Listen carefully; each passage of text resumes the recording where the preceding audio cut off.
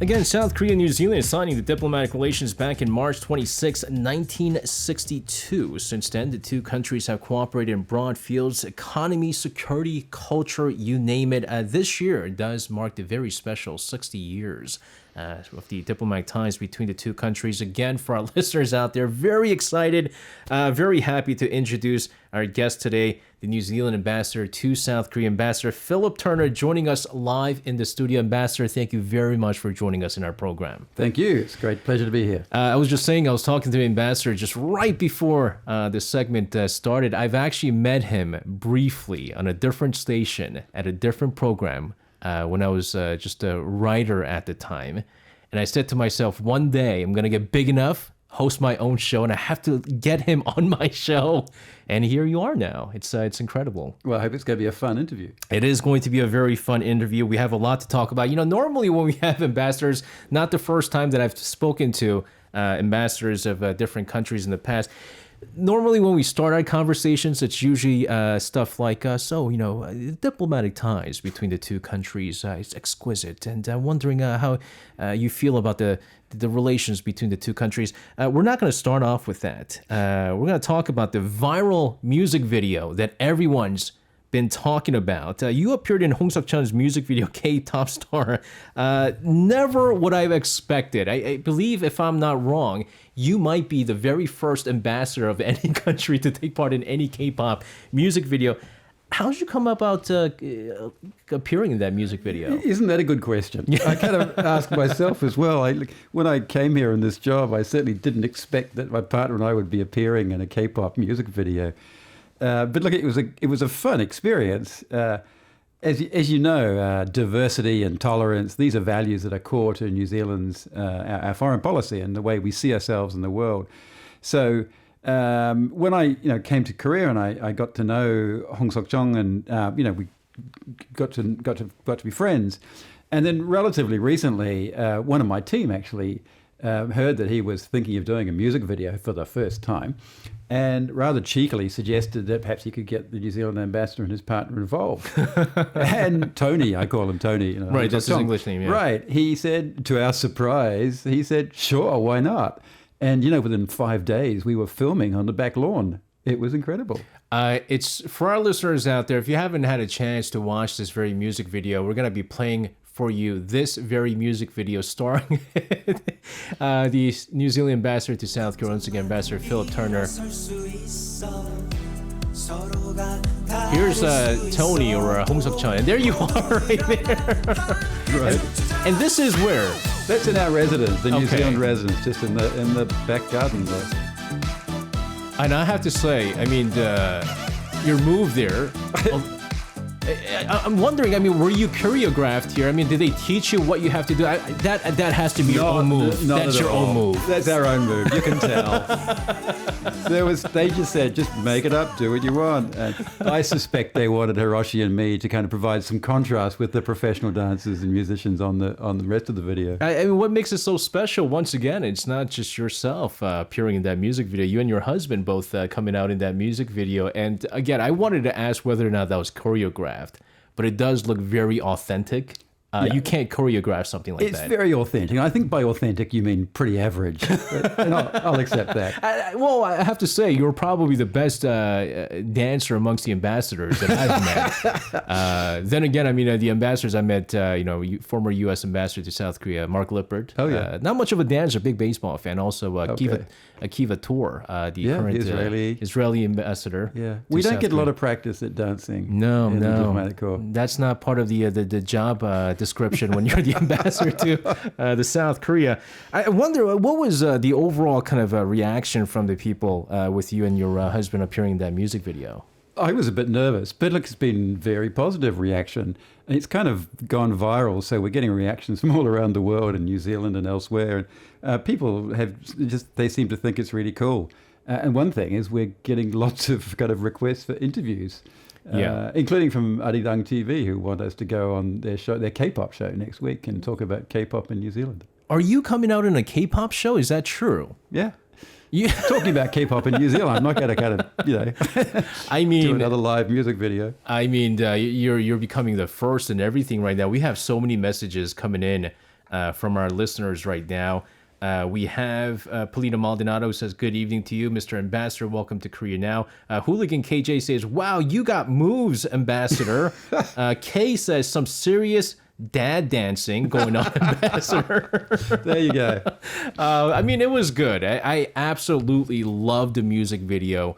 And, there's always kind of that, because you are an ambassador to a certain country, and, there's kind of that, I can't be amongst the ordinary people. You were never that kind of person. And that's what we really like. You were very approachable. And I think you made yourself even more approachable with that lovely music video here. Again, been always wanting to speak to Ambassador Turner here. Here's the thing. I mean, with all that was going on, I'm sure a lot of our listeners right now, you were the first diplomat to visit the Blue House, the former the presidential office, with your husband back in 2019. And again, I have to say, I'm from the U.S., and one of the changes I think I still seek, although there are some more people who are open to the LGBTQ community, it's changing. There needs to be still more changes, I think, and people accepting it. But still, it was because of your visit there that people started really, the South Korean government started to recognize this status of same-sex spouse since then, which I thought was a major move. It was absolutely a major move there. I'm surprised. I mean, I'm assuming that you might not be as surprised that there wasn't any kind of regulations on that front before in South Korea until you came to the Blue House and these changes were made. How did you feel about that situation, and did you know about this? Sure. As you say, it was quite a big deal. And I know that things are changing, all around most parts of the world, including in Korea. But when we first came, same-sex marriages were not recognized by the Korean Ministry of Foreign Affairs. So my partner Hiroshi, as you say, was the first same-sex partner of a diplomat to be recognized and given diplomatic status in Korea. And that was a big deal for us. We were really pleased. And I'm very happy to say that since then, I've got several colleagues, ambassadors, but also many other diplomats now in Korea from many countries who've been able to bring their same-sex partners on diplomatic visas for the first time since then. So we were kind of surprised, but really pleased to be able to get a break the ceiling, as it were. Yeah, absolutely. And when we met the president and the first lady at the Blue House, they were very gracious and supportive of us. Yeah, it was just an incredible thing. And for me, again, being raised, I'm Korean American, I've seen both sides of things, the American aspect and the Korean aspect as well. And I know how difficult it is to break that ceiling here in Korea, and to see that, it was just a remarkable step forward. Let's talk about the relations between Wellington and Seoul here. Again, 2022 marks the 60th anniversary of diplomatic ties between the two countries. Can you kind of walk us through the current situation when it comes to bilateral ties between the two countries? Sure. We've got a great relationship with Korea. I think we're really good friends. We see Korea as one of the relatively few countries in this part of the world that really shares values with New Zealand. Values such as democracy, the rule of law, free press and judiciary, and so on.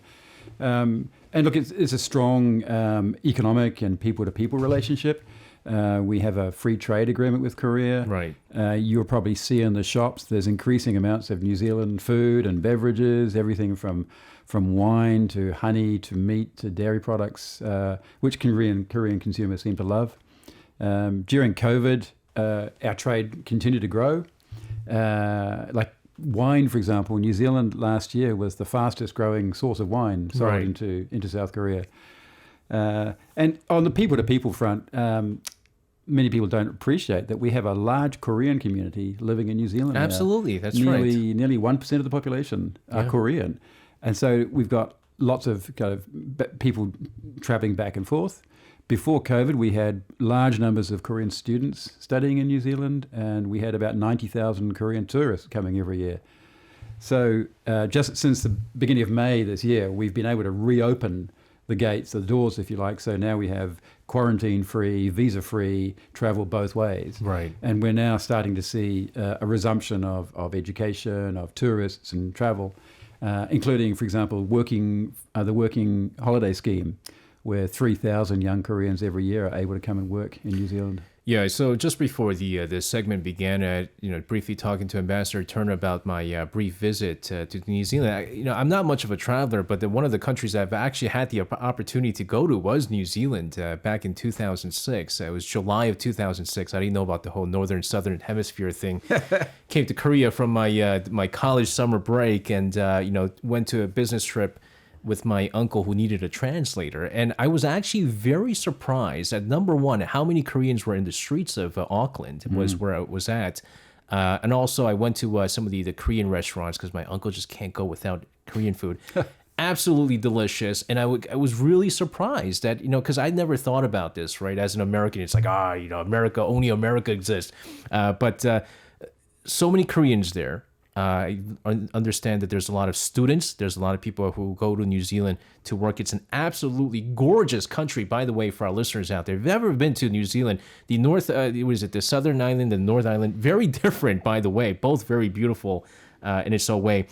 Also, kind of talking about what's happened recently, Ambassador, we had the NATO summit happen. And what's interesting with the NATO summit this time around was we had the 4 Asia-Pacific countries take part as observer nations, South Korea, New Zealand, Australia, and Japan. What would you say is the significance in having this multilateral talks between the 4 Asia-Pacific countries? Yeah, it's an interesting development, isn't it? This was the first time that those 4 countries, Korea, New Zealand, Australia, and Japan, had all attended NATO summit at leader level. We've all been associated with NATO in some way for some time, so that's not particularly new. And clearly one of the things that brought us together was the horrendous invasion of Ukraine by Russia. And we were all involved in supporting the Ukrainians in that area. But obviously there's some relevance to our part of the world as well. I mean, we need to start thinking about could that sort of thing happen in our part of the world? And I think our leaders were keen to talk about that. But our Prime Minister was very clear that, we are not talking about expanding our military alliances as New Zealand. She said, we're here to contribute to a world that lessens the need for anyone to call on alliances.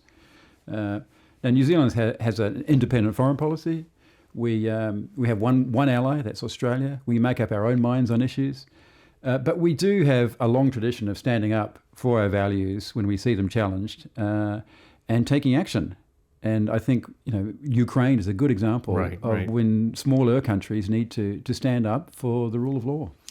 Why does, I guess, obvious question, I guess, answer to this particular, possibly, but the cooperation between the Indo-Pacific, the Asia-Pacific countries and the Indo-Pacific countries in particular, why does it matter so much at this time right now? Right. I think 2 reasons. The first is, as I said before, we are very concerned that what has happened to Ukraine can happen elsewhere in the world, including in the Asia Pacific. So all other countries who value our freedom need to consider how we are securing that freedom and what we would do to stop bullies. Now, New Zealand has a long history of contributing troops and people in many parts of the world to uphold the UN Charter and the rule of law. And I think Ukraine simply drives that home. But the second thing is, and my Prime Minister has been quite clear about this too, is that we are increasingly concerned about more assertive Chinese behaviour in our part of the world. China seems more willing to challenge international rules and norms in the South China Sea and the Pacific. So we and Korea do share some common security concerns in this part of the world that our leaders are pretty keen to talk about. We've been also seeing not just kind of, defense cooperation, because like you said, of all the things that's happening, whether it be, Russia's invasion of Ukraine and, China's kind of, we're seeing more of China's movements in this area as well. But we're also seeing a lot of economic cooperation as well. You had the RCEP, the IPEF. But South Korea this year, they were first officially confirmed that they're going to be joining that mega free trade agreement, the Comprehensive and Progressive Agreement for Trans-Pacific Partnership, in short, CPTPP. New Zealand is part of this as well. How does New Zealand see Korea's participation in the CPTPP? So New Zealand was one of the original creators of CPTPP when 4 countries got together about 15 years ago to create something called the P4. This becomes a bit of an alphabet soup, all of these arrangements. Right. But CPTPP, we think, is the highest quality regional trade agreement going that's available in this part of the world. And we've always supported expanding its membership to anyone who can meet its high standards. And we've always seen Korea as a natural candidate to join CPTPP. Korea, like New Zealand, has flourished, has benefited greatly from the rules-based system and a largely free trading order. And we think, everyone would benefit, including us, from having Korea as part of it. So we would certainly like to see the government follow through on its declared intention to join CPTPP. We think it would not only be good for the region, but good for Korea as well. And it would certainly actually give Korea free trade agreements with two major partners that it doesn't currently have, which is Mexico and Japan. Right. Certainly major here. I mean, we talked about the economic cooperation here, but just kind of going into history, two countries actually has a long history of cooperation, not just in economics, but militarily as well, because New Zealand veterans, New Zealanders, they were sent to Korea when the Korean War broke out back in 1950. So even today, I mean, we still see New Zealand military kind of present here in South Korea through the UN command. Can you explain to us what kind of partner South Korea is for New Zealand regarding, I guess, the security level and the military side? Right. Well, for us, the prosperity and security of the peninsula is important to us and to the whole region. And we've demonstrated that since we first participated in the Korean War back in 1950. New Zealand was one of the first to sort of answer the call. We had a ship, a frigate, here in Korean waters within a couple of weeks of the declaration of war. And then we subsequently sent up to 6,000 troops here, defence forces in what we call K-Force. Right. And then most of the New Zealand Navy at the time, which was about 6 frigates, then rotated through the Korean War. Unfortunately, 45 of our people lost their lives during that time. But we were proud to have contributed there. And since then, as you say, the military security relationship has continued pretty well unbroken. And even today, we have 12 New Zealanders here working with the United Nations Command and the UNCMAC, the Military Armistice Commission, as we speak.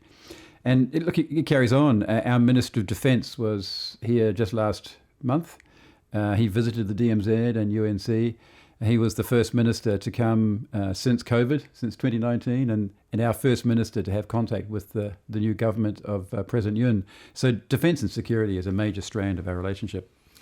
Again, I mean, a lot of our listeners, we talk about so many different diplomatic relations with South Korea and other countries out there. I mean, New Zealand is one of those very notable countries. But again, this year is all the more special, right? I mean, 60 years. It's a major milestone here.